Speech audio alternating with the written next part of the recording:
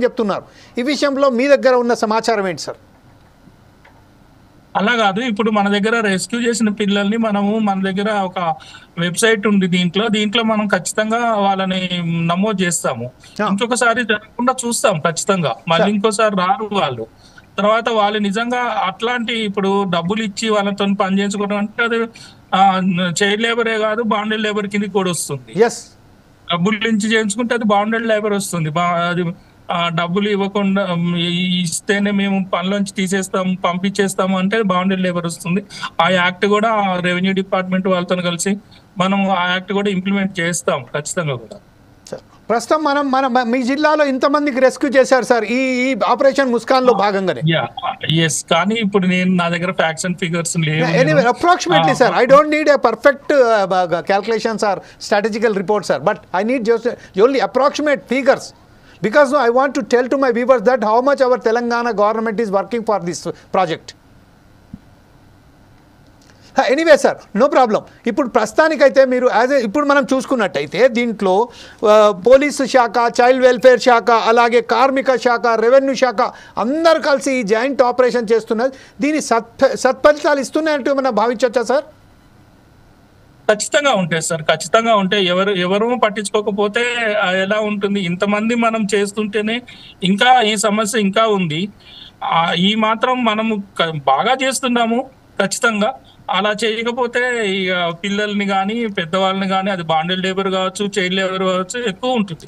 ఖచ్చితంగా సత్ఫలితాలు ఖచ్చితంగా ఉన్నాయి. వేణుగోపాల్ గారు, ప్రస్తుతం దీనికి అందరికీ మూల కారణం ఏమంటారు sir? As a officer, what is your opinion on it? What is the actual reason for this child labour sir?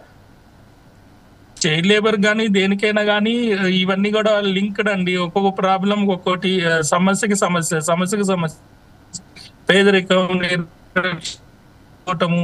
ఇవన్నీ కూడా ఒకదానికొకటి లింక్ ఉంటుంది. మెయిన్ పేదరికం, ప్రధానమైనది పేదరికం, దాంతో నిరక్షరాస్యత, దాంతో జనాభా విస్ఫోటం, దాంతో ఇట్లా ఇదంతా ఉంటుంది.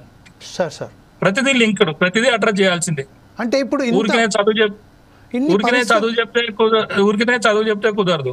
ఇప్పుడు మన ప్యానలిస్టులు ఎవరైతే ఒకరు మిత్రులు చెప్పారు, నరసింహ గారు చెప్పారు, అలాగే దేవదానం చెప్పారు, మన సుభాష్ చంద్రబోస్ గారు చెప్పారు, ఒక వ్యక్తిని, ఒక బాల కార్మికుని విముక్తి చెప్పిన తర్వాత కూడా వాళ్ళ అమ్మమ్మ వచ్చేసి ఒకవేళ కనుక మీరు ఇతన్ని తీసుకుపోయి చదువు చెప్తా అంటే మరి నేనెట్లా బతకాలే అన్నట్టుగా వచ్చిందని మీ దృష్టిలో ఇలాంటి ఏమైనా సమస్యలు వచ్చాయా సార్?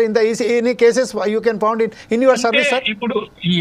ఇప్పుడు నేను వేరే జిల్లాలో, ఈ జిల్లాలో కాదు వేరే జిల్లాలో పనిచేసినప్పుడు రెస్క్యూ చేశాము సార్. వాస్తవంగా ఆ కుటుంబ పెద్ద చనిపోయాడు.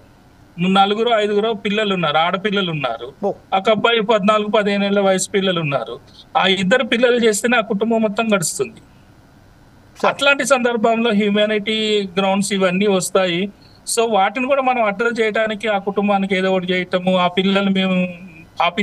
మిగతా పిల్లలందరినీ కూడా మేము తీసుకొచ్చుకొని హాస్టల్లో పెట్టుకోవటము.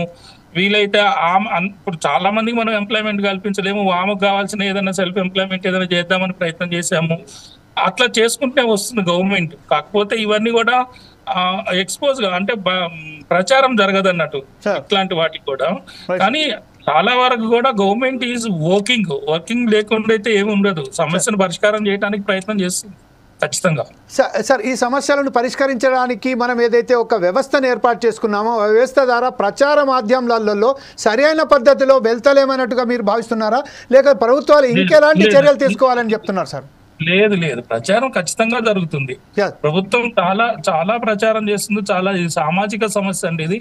ఒక చిన్న ఇమీడియట్ గా తీసేయడానికి దీంట్లో అనేక అంశాలు కూడి ఉంటాయి అన్నట్టు.